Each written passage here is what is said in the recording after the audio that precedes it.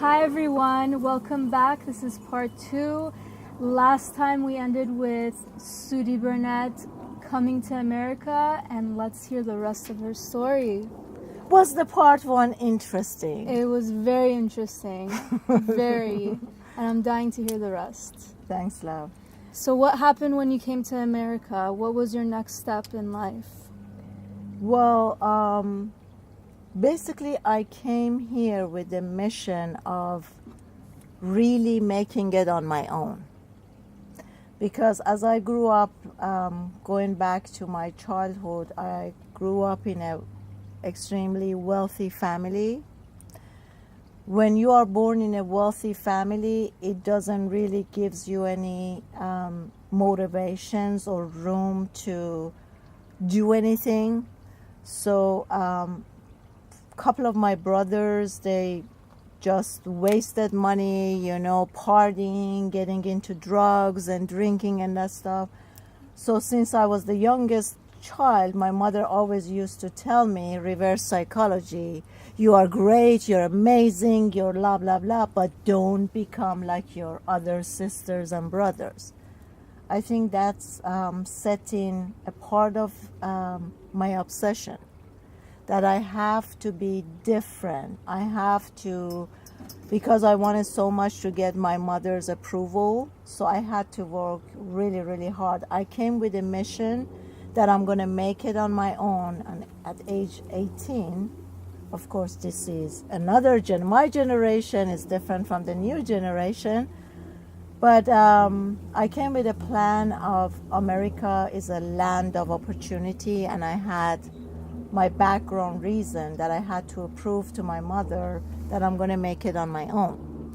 So basically when I left Iran, I was telling my family that I was like, hug me at the last party. You're not going to see me again. And they were just laughing and joking. Yeah. You're probably going to come back in a month or two. And they didn't really believe me. But when I came here, I basically came with very little money. And I started really quick to think, what is the fastest way for me to make money? Please tell us. I'm sure everybody wants to know. I was really gutsy. So I was looking on the newspaper. The first thing I saw, Greek restaurant looking for a manager. Now imagine me, I'm like 18 years old, right? I walk into the restaurants and had an interview. And because, they were Greek, and there's some similarity between Iranians and Greeks and Turkish and Armenians. Yes. So as soon as I walk in, they thought I was Greek. Yes, I was like, no, I'm not Greek. I don't speak Greek. Where are you from? I said, I'm Persian. And they were like, oh, Soraya. They were very familiar with the second Shah of Iran, Soraya, which she was gorgeous and beauty. She became an actress in France, I believe. Anyways, so I got the job right away, and then I was supposed to work in the morning. Like they told me, can you be here 8 a.m.? Yes, I was there like 7 o'clock standing behind the door until they opened the door. So I started working. There were 3 partners, and then a couple of days after I worked, one of the managers came to me and he said, quietly in my ears, you never done this, have you? And I was like, oops, no, not really. And then he says, that's okay, I will teach you everything. Would you be willing to shift to the night shift and work with me? I said yes. So I started working in the afternoon, and right away I started college. So daytime I was going to college, and then I used to take the bus and a subway to make it to work to the restaurant. I started working from 7 p.m. till 2 or 3 a.m. Wow. And then the next morning college. So I did that 7 days a week. It got to a point that I very quickly picked up everything. I transformed the restaurant, making it from a very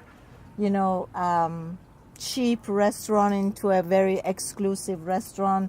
Eventually, I asked my boss wife to come and work with me at night, put her behind the bar, and we really made it happen. And then it got to a point like they were asking me, please, can you take a day off?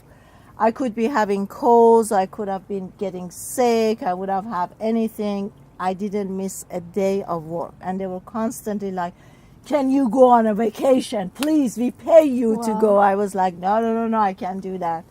So you were very driven and very motivated and had a big goal. And what was your goal? At the time, it wasn't really clear about what I wanted to do. Of course, my passion since I was a child was entertainment, acting, singing. I used to sing too. I want to hear. That's another story Next show. to itself. Yeah, so I wasn't quite sure what I wanted to do when I started college. I thought maybe business. I started studying business, but soon I found out that wasn't what I really wanted to do. So I decided, okay, I'm kind of bored and tired of working in a restaurant. What can I do to make quick money, good money, but then I can do other things too? So I went to school for cosmetology. 10 months full-time, still studying. I got my cosmetology license in 10 months. Then I started working daytime. I quit that job and I started working daytime as a hairstylist, colorist, and that stuff. I find a huge passion for colors. Like that was my first experiments, like doing highlights, and I was very creative, being a Taurus, loving beauty and that stuff. I was fascinated by making transformation. Like somebody will come and then I would do like 2 or 3 highlights in their hair and do the overall makeup and all that. So I was happy for a while, and then I started going to gym. When I entered the cosmetology school, one of my teachers started telling me how beautiful I was and I should become a model. So she started hiring a couple of photographers, taking pictures. And then when I saw the pictures for the first time, I was like, oh my God, because I always had like high cheekbones. I said, I am fat. And my obsession started and kicked in there.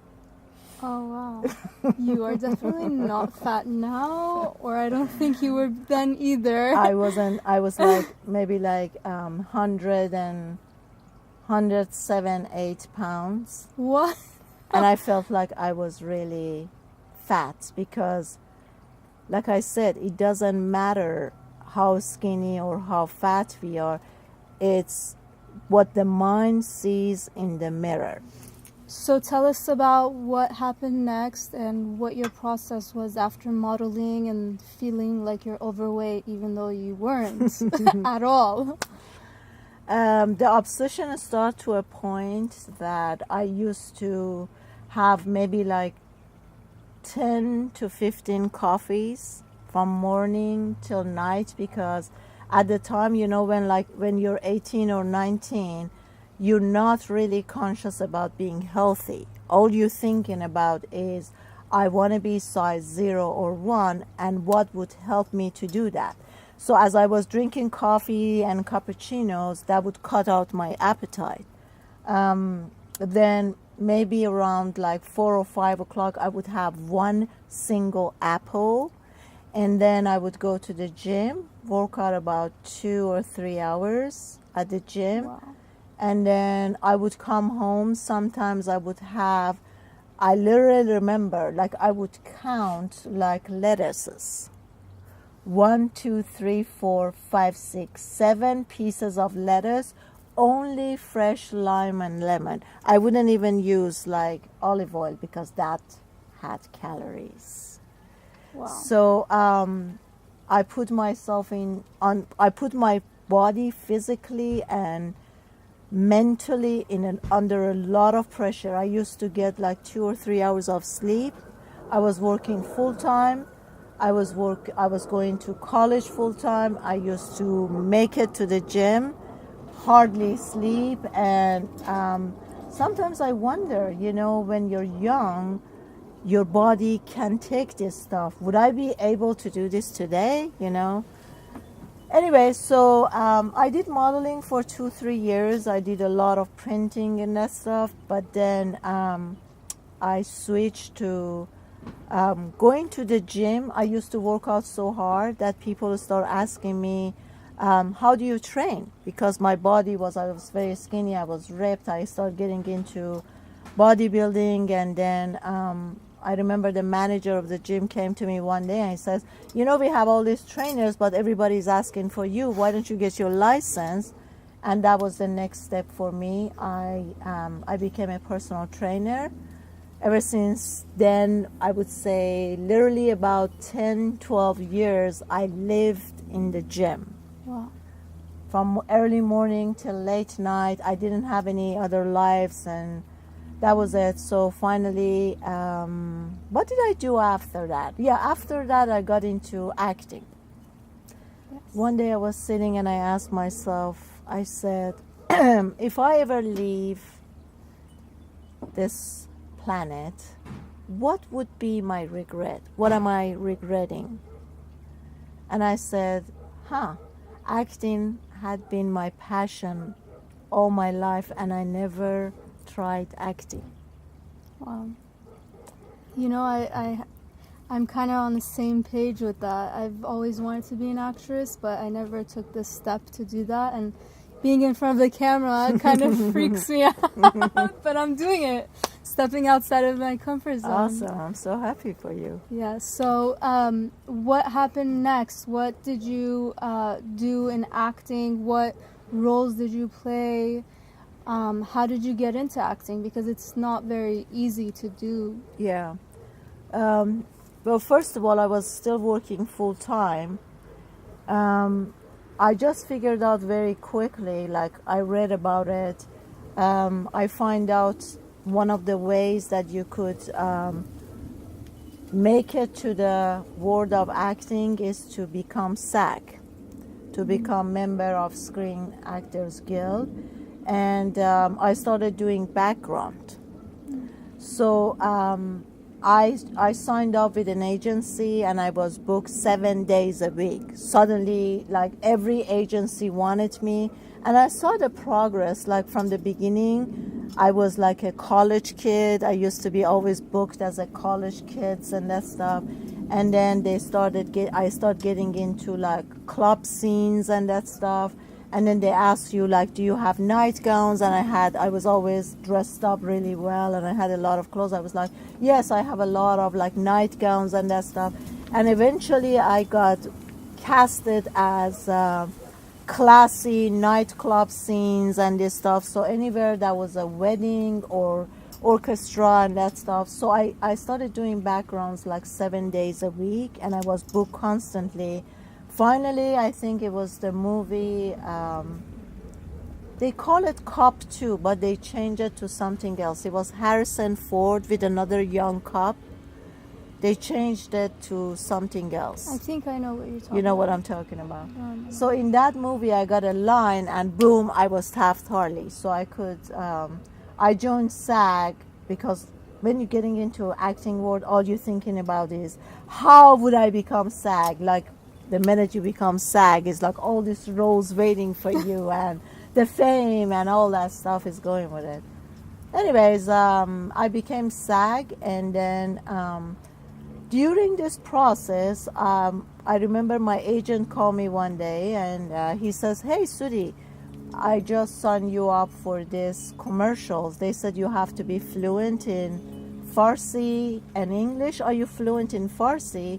And remember, there's something really funny, because my English used to be perfect, and today I'm thinking about how the hell can you like lose a language, because these days I'm speaking Farsi, and I was like, my Farsi is a little bit rusty, I don't know. And anyways, I went for that audition not knowing the life that we think we're following. Sometimes it just feels like your destiny, it's been written. You know what I'm saying? I went for an audition and I came out and I said, oh, I really did bad. Like, I really messed that up. The same evening, I got a phone call from the television. This guy called me and he says, oh, I was just passing by and I saw a footage of your interview, when you were doing the commercials, and I'm looking for a TV hostess. Would you be willing to do a show? And I was like, no way. I have no interest on getting on Persian television. And he was really persistent. So finally he says, why don't you come just one day? You know, this is an international television. A lot of director, producers, they can see you, blah, blah, blah. I went in for one show and boom, that was it. 17 years. Just got chills. Television. Wow, that's amazing. So, how was your experience with television, and how did that contribute in your journey now? You know, basically, what I do today is life coaching, and I work with a lot of people who have blocks, like they're lost, they don't know where they're going. I teach goal settings and what are the steps for you to achieve your goals. But actually for me, myself, I didn't have any plan. I didn't even know what planning was. I guess it was every chapters of my life as I was going through it, I just trusted that it would lead me to where I have to go. So I had a lot of resistance. When they asked me to get on television, I was like, no, you know, my passion is really acting. Television is not my thing. I don't want to get on television. But then I just went through that process. It was a chapter of my life. I didn't know why I was doing it, but then I got really interested. People started to love me.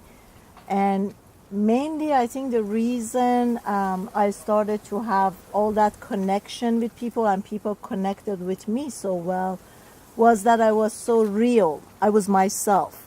I got on television and I started talking to my audience as I'm talking to you. I wasn't trying to portray a specific image. I didn't want them to see me anything that I wasn't. So I was real, and I think that's the part that is very attractive to people. Tell me if I'm wrong. To meet people who are real, to show people that you're okay to be who you are, and you don't have to be different. You can just be yourself, and it's safe to be you, and that's what I did. So I started to give out a lot of information. You know, from many lifetimes, I've been a counselor, I've been a teacher. So I started guiding people about healthy eating, nutrition, how to exercise. That's how it went. Eventually, people started asking me, do you have any exercise DVD? And I was like, no, I don't have one. So they planted the idea. And then I started to do exercise DVD number 1, and then 2, 3, 4, 16, 17, 18, 19, 20. Then little by little, I was finding out what pieces is missing for people to achieve their goal, to have their ideal body weight. Then I started to realize that a major part of it is the stress and anxiety. I already had the experience by having OCD, being obsessed with my weight. When I studied that, when I studied psychology, I realized it's anxiety. Then I started to go one step further back. What causes anxiety? Today, I would say, if you ask me today, like what really causes anxiety, I would say when ego wants to control the future that is not here yet, and not being enough. I can relate. A lot of us can relate to that I wasn't enough. I tried all these years to prove to my mother that I am strong, I am tough, I can stand on my 2 feet, I don't need any help. I started to put a lot of walls around me. I totally forgot to be sensitive. I forgot to be emotional. I never ever cried. I never shared my emotions. If I ever had conversation with my family and they were asking me, especially my mom while she was alive, how are you doing? I always told her that I was doing great. I had times when I felt extremely lonely. I had times when I felt like I wasn't doing well, but I wasn't sharing it with anyone, especially my family. They were never, ever involved in my life of days that I was up and days that I was down. So that kind of, it took me through a process of totally shutting down. No feelings. Is it because you wanted to show that you're strong and Yes. you're independent, you can do it? You're explaining me right now because I myself can be in anxiety at times because I'm worried about the future, and right now I am showing that I'm independent. I can take care of myself. Mm-hmm. I'm strong enough to do it. So I can relate to what you're saying. Mm-hmm. I'm sure a lot of people do. Yeah, I'm sure. So, fast forward, I believe it was maybe 12 years ago. I was doing salsa DVD. I was looking for a couple of professional people, dancers, and I hired someone to teach me how to do salsa dancing. And as we're doing the rehearsals, she asked me one day and she says, do you want to see a healer? And I said, sure. And what is that? And she was like, well, the healer would help you to go through some process of your life, get to know yourself better, release some blocked energy and that stuff. And I was like, yeah, sure. I was always very open to explore and see new things. So she called in this healer. She came in. My first experience was she told me to lay down on her bed, and as I did, she started to speak this language that I didn't understand. Later on, I realized they call it angelic language. And she was like this. It sounded like Mahatanana Sahababa. And I was like into really deep trance, and I was so listening to that and crying, and really I was extremely emotional. I cried the whole hour as she was working on me. It got to a point that she asked me, she was like, are you okay? And I was like, yeah. So that was my first experience with her. Couple of days after that, I started to feel extremely emotional. It was like she awakened a lot of senses in me. Imagine me like really blocked, having a lot of walls around me, and suddenly I started to feel my cells, my emotions. I was extremely emotional and I was crying. So I called her up. I said, I don't know what you have done to me, but I've been constantly crying. I'm very emotional. And then every day as I was checking my emails, 2:00 in the afternoon, suddenly a high energy would hit my body, and I was like, I'm tired. I think I'm tired. Boom. Wow. And I would go into a trance. And that would happen every single day. I would lose myself. It was a state of self-hypnosis, and I would just totally go, and I would start to feel this pure white light is coming through my body. I felt like a lot of energy shifting and swirling through my body. It felt amazing. I felt very light. So I called her up and I said, I don't know what's going on in my body. You need to come and have a discussion and see what's going on. Were you scared?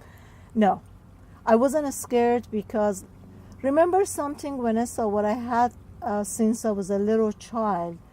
I never put myself in any box. I wasn't religious. I didn't follow any rules. I wasn't into any cult or anything like that. So I was totally, purely open. But there was always this inner knowing that there is something, whether we call it universe or we call it God, something is protecting me, something is watching over me, something is guiding me. And I always trusted fully and totally to that, although I didn't have a name for it or I didn't know what it was. That's amazing.